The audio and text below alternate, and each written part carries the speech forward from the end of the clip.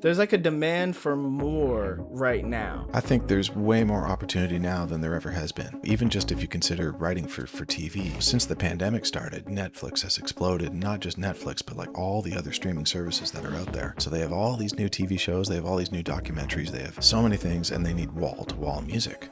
I think it's a heck of a lot easier to make a career in that world now than it ever has been. If you're creating stuff that is exciting and you're writing from the heart, other people are really feeling it, then there's a great chance that TV shows are gonna pick up your stuff. Hey, what's going on? Welcome to the McCove Mindset Podcast. I'm Kevin McCove, and this week we are sitting down with my friend Rob Wells, a multi-platinum award-winning music producer and songwriter from Canada. He's worked with Ariana Grande, Justin Bieber, Selena Gomez, Adam Lambert, and the list goes on. His work's been featured in numerous films and TV shows, commercials, and video games worldwide. Rob's appeared as a music producer on Canadian Idol, House of the Carters, and The Next Star. And he has a star on the Mississauga Walk of Fame. I am so excited to bring this episode to you. And as always, if you like what you hear, hit like, hit subscribe, leave a comment, and let me know what you think. Let's get to it. What's going on, Rob? Welcome to the McCove Mindset Podcast, man. Great to be here, man. I love it. Love it. So happy to be here. Thanks for having me on. Yeah, I'm glad that I could get you on. I want to know so much from your mind and your life experiences just like in this business. But how did you get started? I was just going to say, I hope I have something in this mind that I can share with you, man, that's worthy of putting on this podcast. Yeah, like what was your first placement? Like when you got started, not like how did you get started from the birth of your music, but like how did you get started in the business? It's kind of a long story. I was told all throughout my life, don't follow music because don't get into music because you'll be living on the streets. I had teachers telling me this. I had my guidance counselor sit me down for a long time and just say, you're being an idiot for jumping into the music business. You're just not going to get anywhere. And I listened to everyone. And so I went and did many other things. I went to school for radio broadcasting because someone said I had a cool voice for radio and I didn't like that. I then went into graphic design, and that was kind of cool because I like the arts in total. But then I got deeply into animation when Terminator 2 and Jurassic Park all came out, and I just thought that looks amazing. If I'm not going to be able to do music and make a living, then I'll do animation. And every evening and every weekend, I would be playing music nonstop. And when I worked my animation job, I'd be wearing headphones doing the animation, but I'd be listening to music all the time. And every time that I was listening to music, this is like 97, 98, right around there. And I'd be listening to like the first Destiny's Child stuff. And I'd be thinking I think I can do that. I think I can do those types of songs. Like they're amazing songs. I'm not saying that I'm as good as someone like Darkchild or anything like that. But just, I remember hearing pop music of the time and Backstreet Boys and everything. And I'm like, I love this stuff. And I love working on this stuff at home. If only I could find a way to make this happen. And really, I'm writing songs completely on my own at this point every evening and every weekend. And it wasn't until someone suggested co-writing to me that things started happening, things started shifting. It was introduced to me the idea of getting together with someone else and writing a song with them, which felt really weird at the beginning. But then I began to see the light as more and more co-writes happened. But things started progressing really, really quickly once co-writing happened. And eventually I was asked to come to a writing camp in Toronto for a particular project that was on TV, and they wanted us to write a whole bunch of songs for this project. And I met 40 other writers there, and some of them were signed writers, some of them were unsigned writers like myself, just getting started. There were some artists that I knew of from Canada, and so I was really excited to be there, taking a week's vacation for my animation gig. And I wrote all these songs at this camp, and none of them made it onto the project. But I had met all these people. So the story goes. Yeah, I know. I know that experience too well. Totally. I was just thinking some of these songs have to get on there, and that'll be my first break. But nothing happened. I went back to my animation gig, and I felt like I'd seen the gates of heaven open up for me, but then they closed shut. But then 2 years later, I got a call from someone that was at that camp, and they said, "Do you remember that song that we wrote day 2 of that camp? And would you be cool if we released it with another artist on radio?" I was like, that would be amazing. That would be my first time getting anything out there. And basically, it got released. It got picked up by one of Canada's bigger radio stations called Chum FM. And the thing went into the top 10 in Canada, which doesn't really mean too much financially when you have a top 10 hit in Canada, because our population base is very low. But that was my first sort of like hit, I guess. That was my first moment of something happening. And I literally quit my high paying animation gig the next week after the song went top 10. And just thought, if I can make it happen once, then if I put all my eggs into this basket, then maybe I can make it happen again. And that was the first. And you were able to make it happen again. I was thankfully, yes, able to make it happen again. Quite a few times, but it was scary at first. But so how many I'm really times happy have you that been, I made that jump. How many times have you written a hit, quote unquote? Well, you know what it's like, man. Every time you write a song, you're like, I love this song. This is going to be a hit. It's a hit. You never know what's going to happen with these songs. Right, but certifiable. The ones that like people would be like, oh yeah, that's verified. That's a hit. Like there are some people that write songs and they become number ones around the world, and that's their life and that's how they make their money right there. And then there's other writers where it's like they have little bits of things that happen all throughout, more times than the huge number one thing. So I think that's kind of been more my life, that I've had a lot of little things that have happened that have really sort of like helped put me on the map and keep me employed and keep the music going and keep me supporting my family, which is 5 kids deep and all of that. So I haven't really had like the huge worldwide number one smash that wins the Grammys or anything, but just a lot of really cool projects that I've been involved in. Along the way, I got to work with some fun people, Selena Gomez, Justin Bieber, and other people. And, I wouldn't really say that those were like huge hits that I did, but definitely it's been a lot of fun along the way. I think that's so important to like shine a light on, because I think all of us as songwriters, especially aspiring writers or unsigned writers and stuff, like we're like, if I can just get that one hit, if I can, like, my life is going to change completely. And it's like, it doesn't necessarily have to be a hit, and it doesn't have to be one. There's longevity in your career, when you can produce a particular level of quality and sustain it. That's it. And it doesn't have to be the highest level of quality in terms of like, maybe it's the highest level of quality because I'm not underserving quality, but it doesn't necessarily go number one or make a Billboard top 10 or whatever, but you can still get a cut with a nice artist. You can still get a lot of plays. You can still get on the radio. You can, and have a real career in this business. Oh yeah. And there's so many different careers that you can have in this business. It isn't just writing pop songs for pop artists. There's so many other things that you could be doing. You could be writing scores for films. You could be writing TV shows, themes, which I've done stuff like that as well. You can be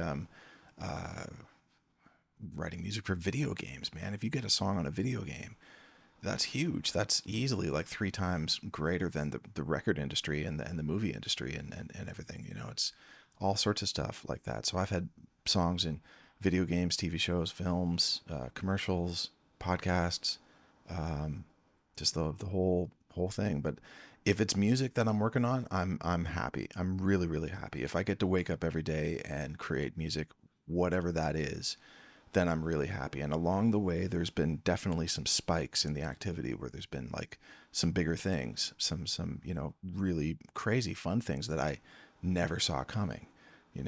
For example, last year, I'm just plugging away like just the way that I normally do, and I'm making my regular income from doing music. And then I got a phone call from Desmond Child, and he said, "Oh, guess what? In 3 weeks, we're gonna have a single with Weezer." And I'm like, I never thought that was gonna happen. And then suddenly I've got a song coming out with Weezer, and they never co-write with anyone, but they took one of these songs that Desmond and I wrote from 7-8 years ago and turned it into a Weezer tune. So there's just like been all sorts of crazy little things like that, I could feel the excitement when you text, and it's like, oh, like I got the Weezer cut, it's like, this is important, like there was a level of excitement and like pride behind that text message. Well, and it was like, the song is dope. Oh, thanks, man. So how frequently has that happens, it's like I have two questions actually. One Sure. is like, you mentioned about all of these like different areas that we can look into. Why do you think that doesn't necessarily get a lot of representation? That like a lot of writers don't know all of the things that there are to do.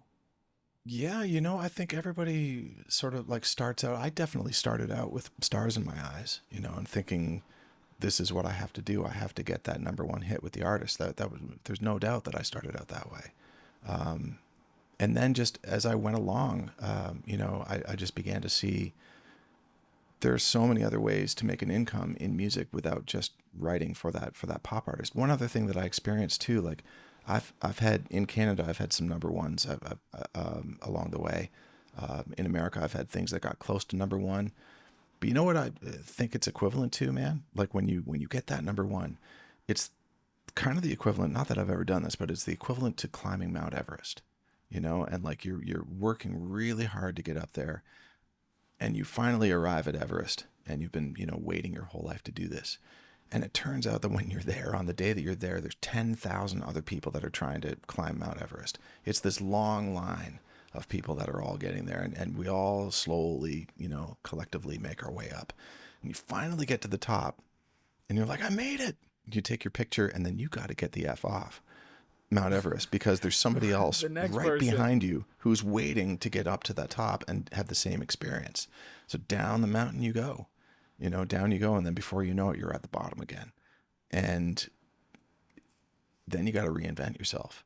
Right. And, you know, there's a long time between, there could be a long time between that one peak and then the next peak that you get. And who knows if that peak is Mount Everest again, or something higher or something lower or whatever. And there's a lot of other things that I've learned along the way that you can fill in between the peaks, you know, where kind of like you're like halfway up Everest the whole time. And you can sustain that, and you can make a really nice monthly income by doing all these other different things. Like I know people that make a killing doing, well, for example, teaching. You and I, you know, we're part of the TSA program, and that's a great source of income. There's people that teach voice lessons or piano lessons or whatever, and that's another income as well. There's literally so much. If you take your love of, like, I know people that took their law of legal and music and put it together, and they became entertainment accountants or entertainment lawyers. You know, just all of that. People took their love of graphic design and their love of music, and they started creating artwork for bands and for posters for you know, upcoming things. And there's so many different things that you can do in the music world that just you can make a great income. I know so many people that are making a great income by doing things that are not writing songs, hit songs for hit pop stars, you know? Yeah, no, I do know. I know because, you know, like I agree with everything you said because I've had to do that. No, like I've had to figure out like how do I jigsaw all these different things together so that I can continue to do this, so I can sustain it, you know, and that's, I mean, that's how I even ended up here with like a podcast, right? Like, so Yeah. this podcast is sponsored by the company Joyburst. Cool. And so Joyburst is running a talent search. So if you get on TikTok, you get on Instagram, you can sing about anything that brings you joy, any song. And if you hashtag Joyburst Talent Search, it qualifies you to enter. They'll load you into the site, and you could win $10,000 cash. There's a Amazing. potential song publishing deal. Like there's real opportunity out here, like through this company, and it's advised that everybody enter into the Joyburst Talent Search. It ends at the end of March, but So cool. that whole opportunity to like do this podcast came out of like that, which is something different. You know, Mm-hmm. I wouldn't say I'm a podcaster per se. You know, I'm a songwriter, and I had done things like podcasting. I had a podcast back in like 2018, 2019, and obviously like I wrote a song for this brand, and that kept me in conversation. So when they wanted to do like another campaign, I was able to really throw the idea out there at them that's like, hey, you know, if you are really trying to meet that intersection of your brand and music creators and music professionals and stuff, like I may be able to help you bridge that gap. Cool. And they went for it, you know. So it's like Wow, that's something new and different. That was an avenue that I hadn't really explored before that can become a revenue stream and also is like fun and cool. And I do get to talk about music, so it is still music related. And that's just like, yeah, like you're saying, there's opportunities out here to do things that you love, but maybe like connecting it to other stuff. I think there's way more opportunity now than there ever has been. Even just if you consider writing for TV, since the pandemic started, like Netflix has exploded, not just Netflix, but like all the other streaming services that are out there that have exploded with people basically turning to their TVs for entertainment. So they have all these new TV shows, they have all these new documentaries, they have so many things, and they need wall to wall music from top to bottom. And it's I think it's a heck of a lot easier to make a career in that world now than it ever has been. There's just so much opportunity. They're so thirsty for great product out there. And if you're creating stuff that is exciting and you're writing from the heart and, other people are really feeling it, then there's a great chance that TV shows are gonna pick up your stuff. I've been a beneficiary of that. Yeah, of course. I've been a massive beneficiary of the expansiveness of the sync world. And especially with like everything moving to digital Yeah, and even all the advertising that has moved to digital. And that's really like started to explode because advertising campaigns, they're not 6 months anymore. They're 30 days to 90 days, which means that they need more ads, they need more music, they need, that's right. there's like a demand for more right now. But I think where the hurdle is that while you can say there's a demand for more and there's opportunity, it's, well, how do we get to be part of the opportunity? How do we get to be some of the more? So how did you find your way into some of those avenues? Honestly, it was from being interested in people. I was really interested in people and how they got to where they got. Like I remember as a kid, I would take the bus downtown. I grew up in Peterborough, Ontario, Canada, and I would go to the record store and I would buy a record. I'm sounding like it's from the 1800s, basically, but I would get a record. For those of you that remember 33 and a third records, man, I would go and I would open it up and I'd walk home and I'd read all the credits. I'd read everything, like who played drums on this, who A&R'd this, who was the producer, who wrote the lyrics. And I'd read through all the lyrics and I try to imagine the song before I heard it. Like I'd go through everything. So I knew so much about the record before I got home. It was a 2-hour walk to get home, and of course it was uphill both ways, man. You know that, and In the 10 snow. feet of snow. That's right, of course, of course, with like gale force hurricanes going on and everything. But I was really interested in people like that. And so as I got older, and I started getting into the business a little bit, I was really curious about a lot of people. And as the internet came out and started getting better and better, and you could connect with more people, I would start reaching out to people all the time that I was a big fan of. And I would just say to them, like this is what I tell everybody. If you want to get to know people, the very best way to do it is, well, the worst way to do it is to say, hey, I'm so and so, and I've got a great song that you got to listen to right now. Because like they're bombarded with people like that are saying you got to listen to my music right now, and you'll be put way at the bottom of the list. But if you're a big fan of what they've done, like if you watch a TV show, if you watch a film, or you listen to a record or whatever, and you find out who's the team that worked on it, who's the music supervisor, who's all that, all these people are easily found on Twitter, on LinkedIn, on all these things, and you can easily send them a message that just says, holy crap, I just listened to such and such, and I love the music that's there. I love your selection. I love your choice.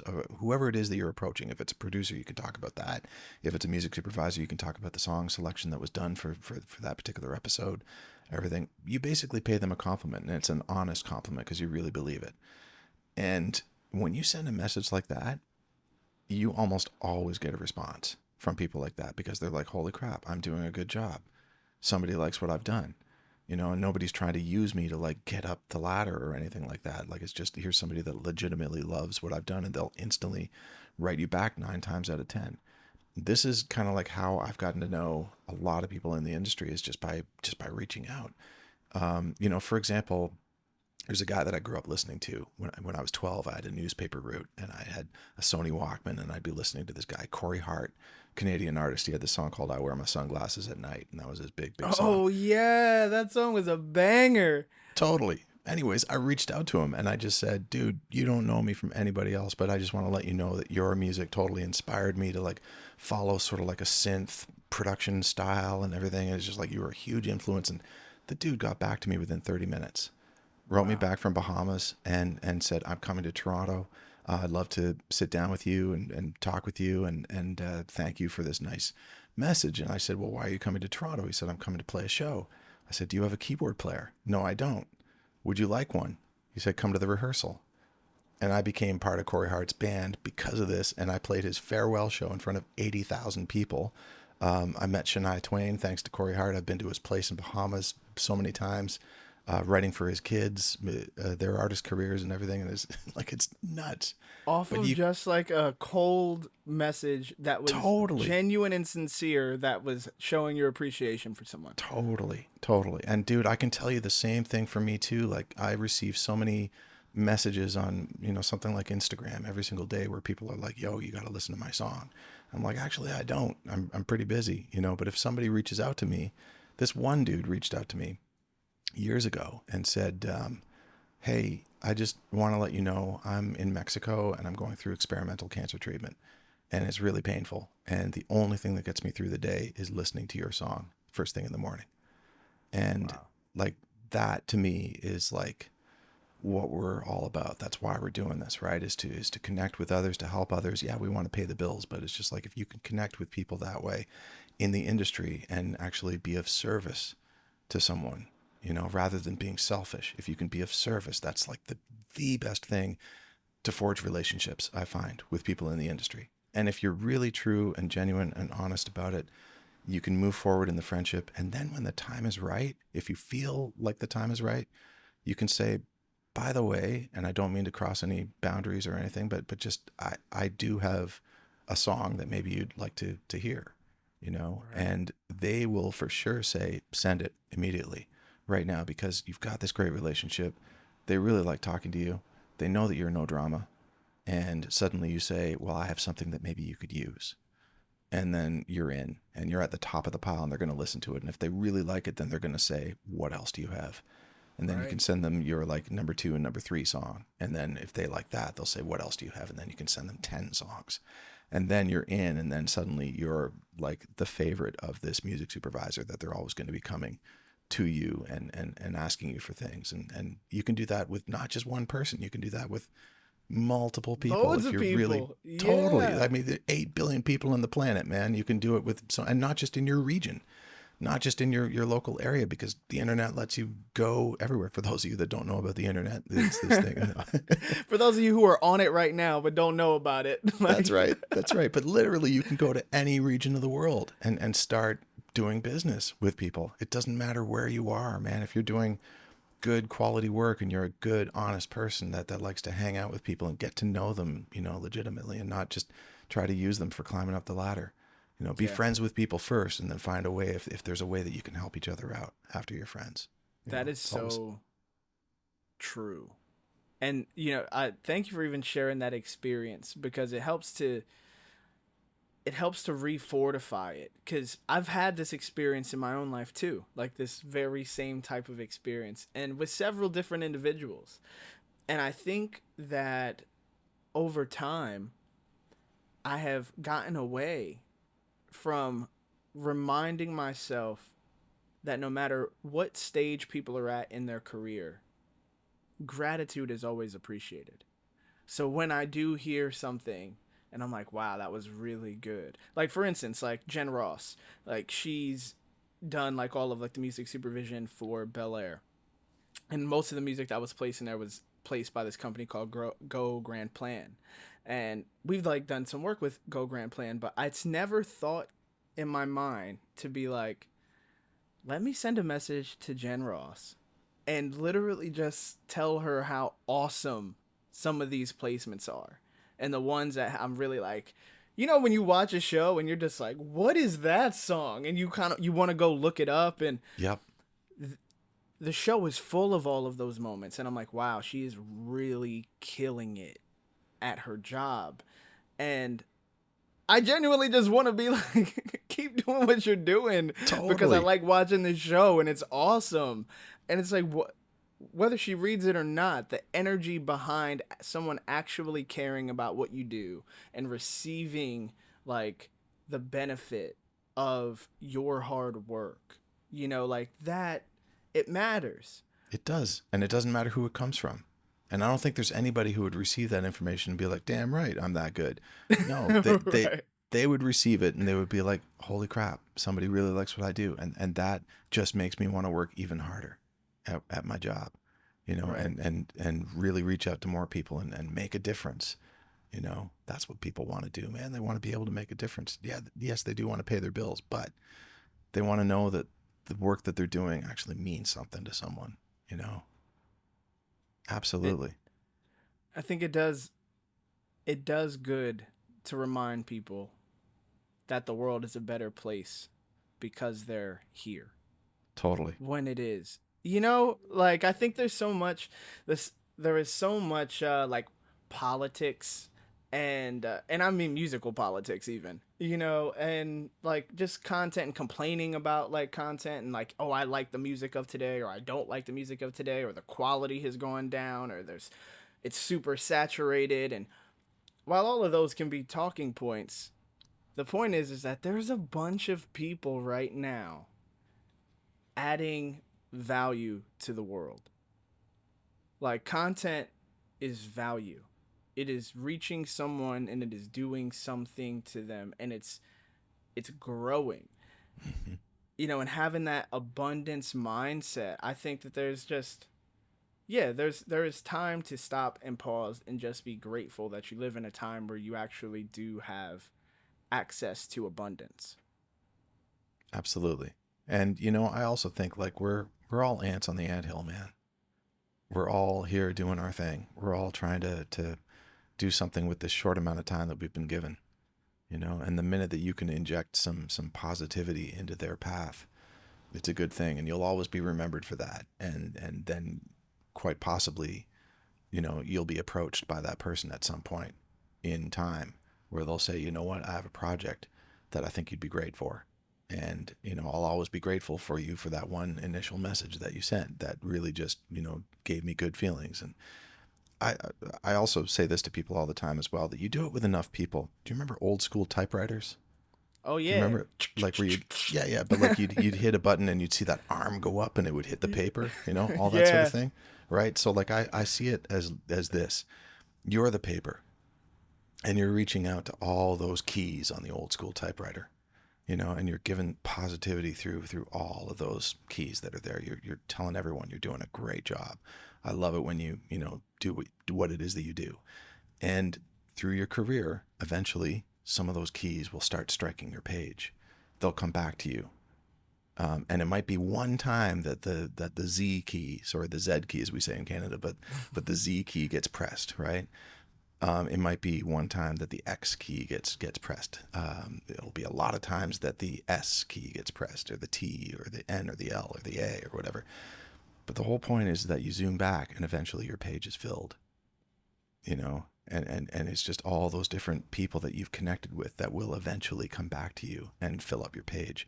It may be just once or twice from this one key over here, or it might be a lot of times from this one over here, but your page will fill up as long as you're So really out there just networking with people, and being a good decent human being along the way that creates good content. That's I think that's the way to get above everything else, because the rest of it is just self-promotion, me, selfish, and that's really hard to rise above when that's your game plan to get out there into the world. You got to do something that definitely lets you rise up a little bit and make a bit of a bigger noise, I guess, in a nice positive way. that's such a beautiful analogy. I'm curious, based off that analogy, what key got you to make your mark on the Justin Bieber page? Like, how did you meet Justin Bieber? Is that a Dude, Canada thing? I've that been was a asking Canada everybody, thing. like, yeah, is Canada just like the place where if you were in Canada and somebody's in Canada, like everybody just links up together? Because I was asking James Bryan about this with with Drake and With 40. Drake. Yeah, Yeah, yeah. Well, I guess he knew 40 from quite a while back before the whole Drake yeah, thing happened. That he was like an engineer on a session that James was working on, and they yeah. That's what just he kept in said. touch. Yeah, yeah, yeah. So Was that your for case with Bieber? well, Bieber wasn't famous when I first met him. He was 12 years old when I first met him, So you and got him like YouTube Bieber. yeah, pretty much. Well, he had already been signed, and he had already recorded a lot of the record. And so what happened is that there was an artist before Bieber on Universal Canada. Her name was Shiloh, and I did kind of like half that record, and produced and did string arranging and stuff. And one of the songs was like a real sort of like acoustic vibe, and it had a big string arrangement on it. And the A&R person on that record, Sean Marino, he said, "Listen, we've got this 12-year-old kid from Stratford, Ontario, and they're about to release a single called One Time, and we need sort of an alternate version of One Time that we can place to radio in between that one and the next single, so that there's something just to keep them, afloat in there. Can you come in and do an acoustic version of this One Time single and do a nice string arrangement on there and everything, just like you did for this artist, Shiloh?" And I said, "Sure, I'd love to do it." So they booked a studio in Toronto, and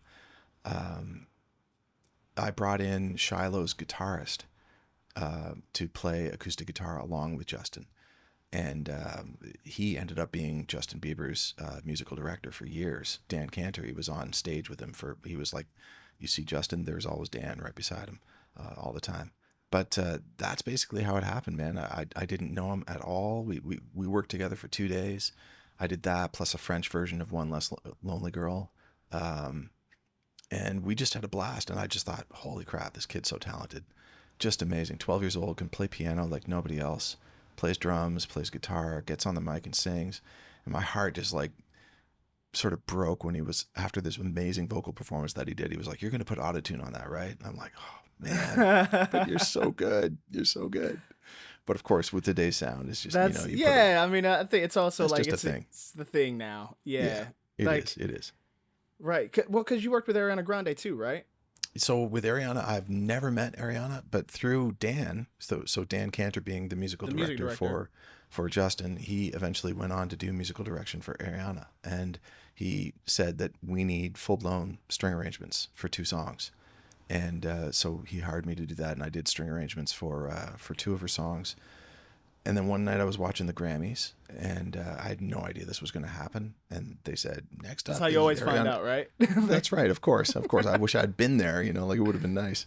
But my brother was actually playing piano for Katy Perry at the same award show. So I was watching for that reason. Normally I don't watch the Grammys all that much. But I'm watching that. And then all of a sudden they said, "Next up is Ariana Grande playing this one song." And it was the song that I'd written the string arrangement for. And there she had this full blown orchestra on stage. And it was my arrangement on there. It was just so cool Wow. to hear that and see that. And I called my mom right away because she was watching too. And I said, "You don't know this, but the strings in there," and she didn't really understand what I was That's talking me. about. But yeah, exactly. But she said, "But that's Ariana." I said, "No, but the strings, I did something on there." And she still didn't quite get it. That is awesome. I was just asking because like like when you work with just like truly incredible vocalists, and yet there's an industry standard to pitch correct, and I think the consumer ear has just gotten really used to pitch corrected vocals. Like where do you stand on that as a producer? Like, do you wish that there was kind of more of the raw vocal sound, or are you just kind of indifferent about it? I'm honestly cool with it all. I really am. Like coming from the animation background, I can tell you right now that the majority of what you see on TV has been doctored. Like you see somebody walking across a field and it looks like it's, someone picked up a camera and just filmed somebody walking across a field, but you don't know how much has been put into that.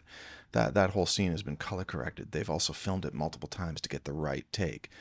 Quite often the sky's been replaced by something else. Like there's all sorts of things that go on. There's so many visual effects that are going on in a lot of shots that you just don't realize in there. And you can always tell if you sit back and watch the credits at the end of a movie, if you see the visual effects credits going on and they're like huge. Right. There's like 500 5 people. minutes. That's right. Then you know that there was a lot of shots that were going on in there. So, really, it's just like, for me, the importance with music is that people receive it, the listener receives it, and that they feel something, that they really get the message and they get the emotion that's behind it. And some songs are really cool when they've got autotune on them. Some songs are really cool when you've got this crazy singer that does not need autotune and you don't put autotune on them, but other songs it's all over the map. It's just, um, I don't really call that cheating in any sort of way, because like I also program my own drums quite a lot of the time. I love drummers and I've used drummers quite a lot, but then I also love doing program drums, and I love using synth stuff, and that's all based off of samples and electronics and everything. And there was a while back in the 70s when they were like, that's cheating, using synthesizers and everything. It's just like, it's all just, I want to give someone the experience of just, listening to music and receiving it and feeling something. And I think the majority of us sit back and we listen to it and just either feel like we get it or we don't, but nobody sits back and they're like, well, I don't like the song because it was auto-tuned. I'm sure there are some purists that feel that way, but it's just, is there a time and place for like crazy amounts of auto-tune? Absolutely. Is there a time and place for no auto-tune? Absolutely. Is there a time and place for everything else in between? For sure. But it is today's sound. It is a lot in pop music and everything, but it's when you get to work with a crazy, amazing singer that does not need it, where they're just like so incredible, or even just a singer that's just like really loose and all over the place. And that's the vibe where there is no auto-tune on there. That's a cool vibe as well. It's really cool to have somebody like that that's like completely out of tune in some areas, but then comes back into tune, and just whatever it is that you're going for, man. It's just another tool that you can use in the creation of music. I love that you look at it that way.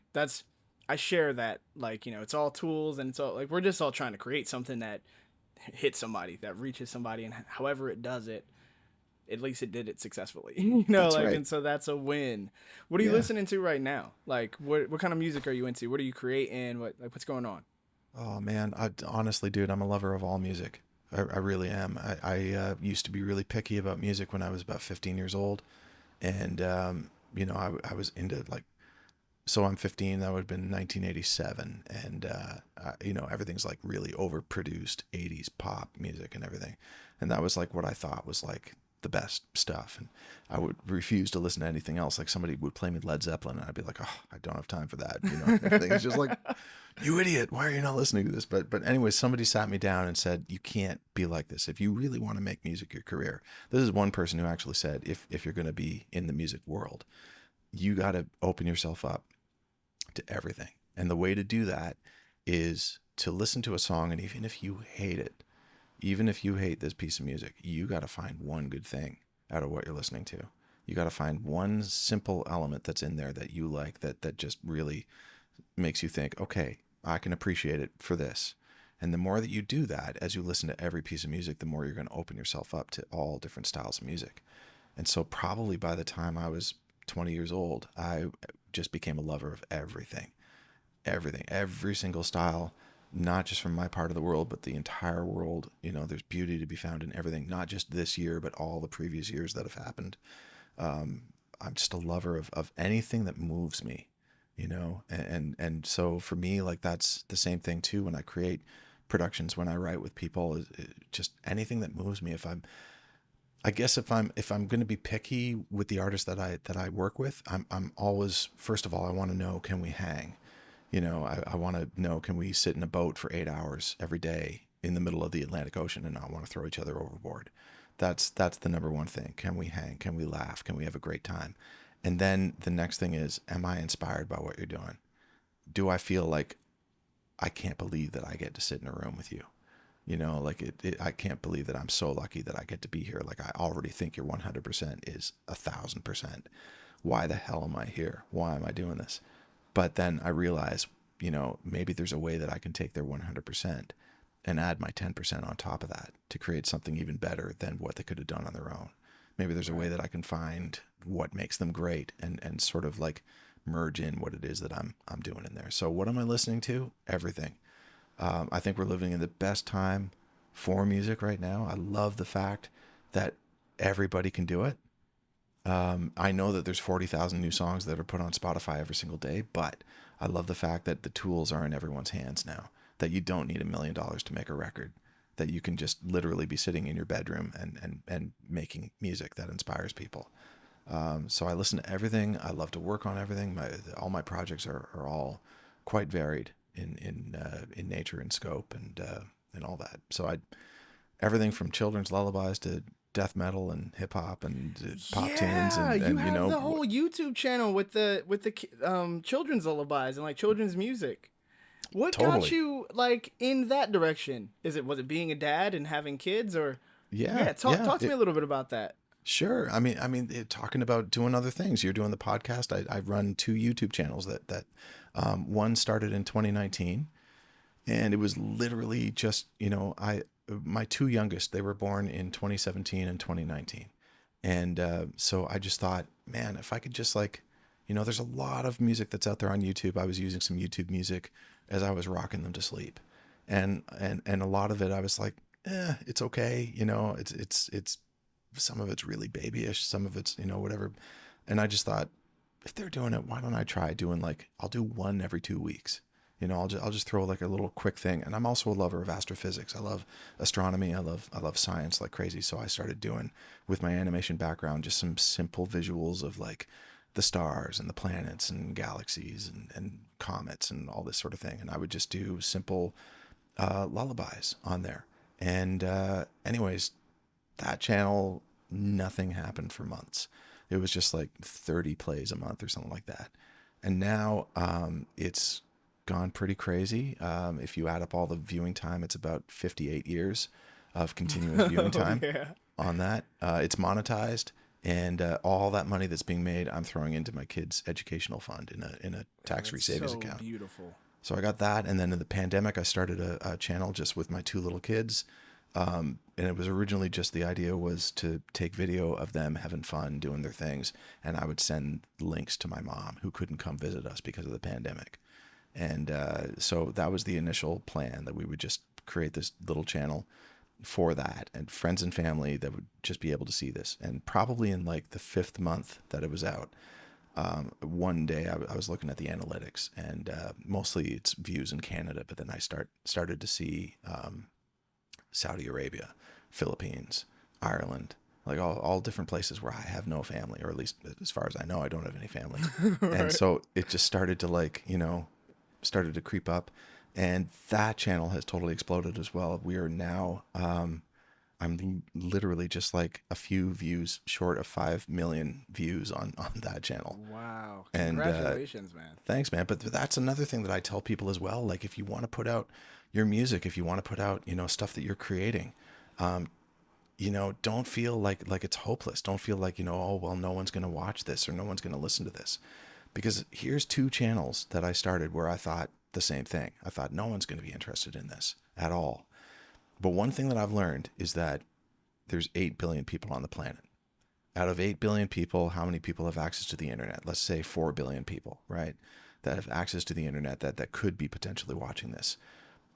I'm assuming that the majority of people that are out there are going to hate these 2 channels. They're not going to be into it. So let's just say that 0.0001% of those 4 billion people are into what I'm creating.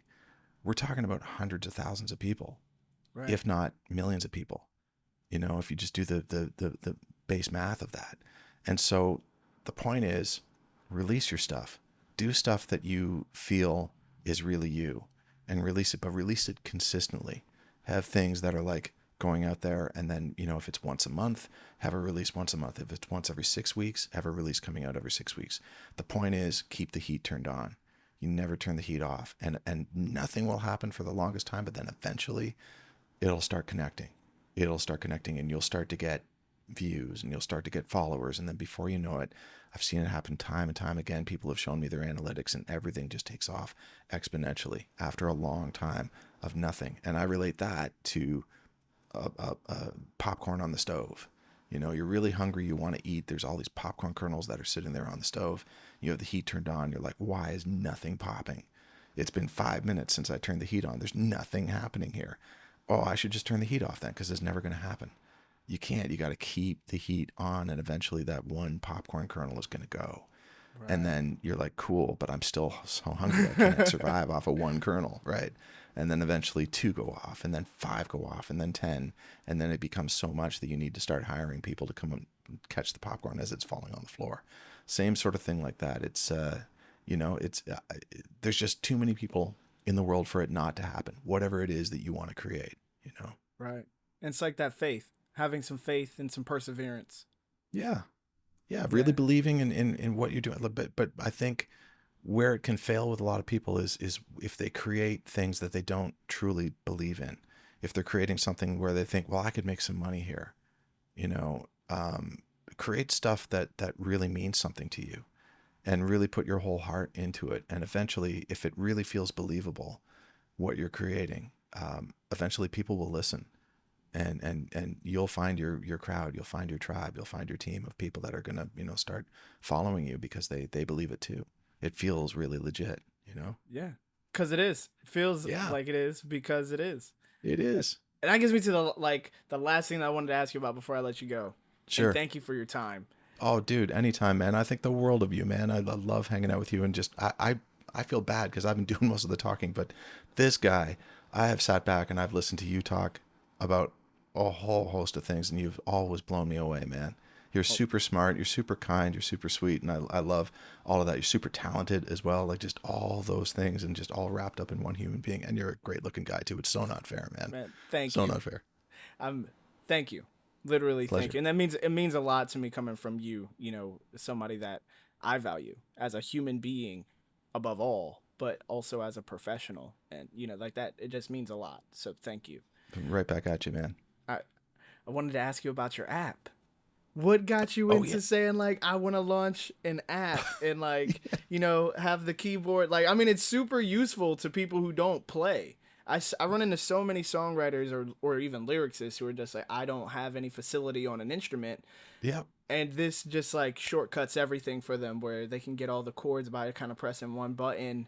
Talk to me about the app. Yeah, well, it was literally from that. It was hearing from so many different people, because, like, usually I play piano in a session. And I've literally heard people say all the time, man, if I could play like that. And I'm not saying I'm a wizard on the piano. I'm really not. I can just, get by and play modest, chords. But... No, I mean, I basically ripped off Bruce Hornsby my whole life, right? Like that's the way I play piano, basically. As soon as The Way It Is came out in '86, I was like, that's the way I want to play piano. There. Yeah. That's right. But like I heard a lot of people just say, if I could only play piano like you, if I could play chords like that so easily and without having to think about it, because I've got all these melodies in my head and I've got all these lyrics. Even my wife said the same thing too. Like she said, because I'm busy a lot. She's like, I wish I didn't have to wait for you. Because I've got all these thoughts, I've got all these ideas going on in my head of songs that I hear the melody, I hear the words, but I don't know how to figure out the chords on the piano at all. So I just heard it from enough people, and I just thought, is there something else out there that's like that? And yeah, there's a ton of programs out there that are great. Like, for example, GarageBand, they've got a keyboard on there that you can play, but when you play it, it feels so artificial. Like, it just feels really just robotic, and there's not much love in there, So I just thought, well, can I create something that really feels like you're accessing my chordal abilities on the piano? And can I create an app that is so simple to use, that doesn't have all the bells and whistles, so that everyone from my mother, who's almost, 79, all the way down to my daughter, who's 3, or not, she just turned 4, but they can all play it, and they can all use this app, and it all makes sense to them. And so literally that's what I thought about. And then the next part, of course, is how do I technically make an app? And that was the big stumbling block for me. I was just like, I have no idea how to program or how to do anything like that. Of course, you can hire somebody, but is there somebody that, I could really work with? Because to create an app is a lot of back and forth and figuring things out. And I didn't think about this, but I have a relative that programs all the time. And I reached out to them and said, do you have any interest in creating an app? And they said, you won't believe it, but literally today I said to my wife, I wish I could work on creating apps. So it was like perfect timing. Alignment. And so, yeah. So I just basically created the interface through animation and created the samples. There's over 1,300 samples that are in there, because the way it works is that That's why it sounds so good. You just well, replay and replay and replay. That's it. So basically, like every time that you press the same chord, you get a different version of that same chord. Whether the voicings have changed or whether the velocity has changed a little bit, so that it feels like if you play it 4 times, it basically loops, so that it feels like it's a real person playing this. So you don't need to worry about like hitting harder or hitting softer or anything. You just, every time that you hit it, it just moves on to the next sample of that chord. So, and then there's 3 variations of chordal style. So there's one that's like really simple, kind of like Hey Jude by the Beatles, like that style of playing. Then there's another one where it gets a little bit more flowery, and then by the time you get to the 3rd version of the intensity of the chords, it feels a lot like somebody like Hornsby playing these chords on there. So you can just bounce between, do you want a simple sounding chordal structure, or do you want something that feels like a little bit more intense and just fun, but very easy to play. I know there's been a lot of complaints actually by some very techie people where they're like, how come I can't record myself? How come I can't export the MIDI? How come I can't do all sorts of things like that? And my answer to that is basically you can't do any of those things at a real piano either. Right. It's just basically it's just a tool. Yep. For somebody who can just be on the bus with headphones on and they're like, I have an idea. I'm going to whip out my phone and be able to do this right wherever I am. I'm on an airplane. I'm in the middle of the forest going for a hike, and I've got this musical idea, and I just want to write it down. It's helped out a lot of people. People have written tons of songs because of it, and they weren't able to do that before. So just to be of service to people, man, that's the whole thing, man. It's just if you find that doing what you do. Adding value to the world, man. That's what you do. You add value to the world. Likewise, my friend. Likewise, sharing your knowledge that you have and everything else that you do, it's adding value to the world. And may we all do that. May we all leave the world a better place than the way that we found it.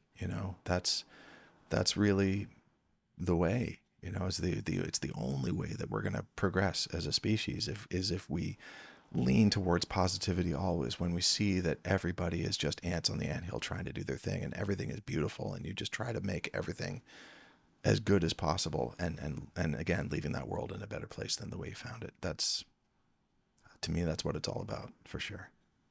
Thank you so much for coming on to the podcast, brother.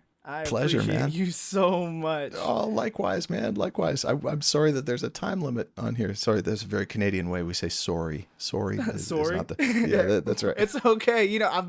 My experience with people in Canada has increased like tenfold over the last year or so, because the Joybirds company is actually it's based out of Canada.